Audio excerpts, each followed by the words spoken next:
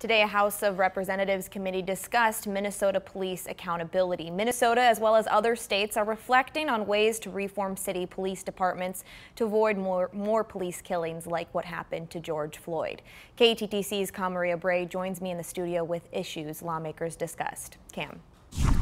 Bear, the House Public Safety and Criminal Justice Division held a 6.5-hour hearing on a variety of bills they hope to get passed involving police reform. Bad cops make good cops look bad. Bad cops make the institution looks bad and not trusted. Lawmakers spending the second day of the special session demanding change within law enforcement. House File 46 would ban post-board approval of warrior-style training for law enforcement. Representative Ruth Richardson says that training makes officers afraid when dealing with certain interactions. Warrior training promotes the mindset. Every individual, every situation, no exceptions, with each encounter, whether man, woman, or child, that every interaction is an armed threat and every situation is a deadly force encounter in the making.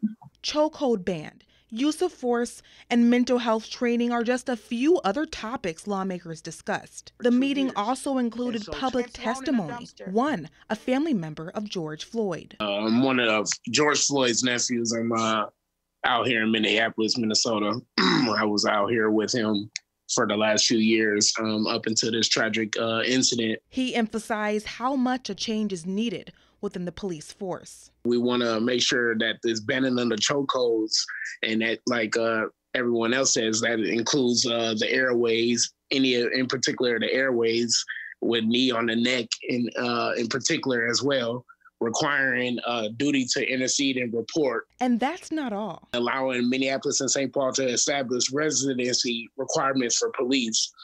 That's a big thing. That's a really big thing. Another public member, Protea Tolles, said her brother was shot by former officer Derek Chauvin. I've been a witness to how this has just unraveled his life and how it's still affecting him today. Chauvin, the same officer who kneeled on Floyd's neck. Her brother survived, but she says there needs to be systemic change now. I believe that a complete overhaul of the police department needs to take place. Whenever there is a tree that produces apples and continuously produces bad apples, not only do you get rid of the apples, you get rid of the tree. The House committee will vote on amendments and bills on Monday. The meeting starts at 2:30. In the studio, Maria Bray, KTTC News.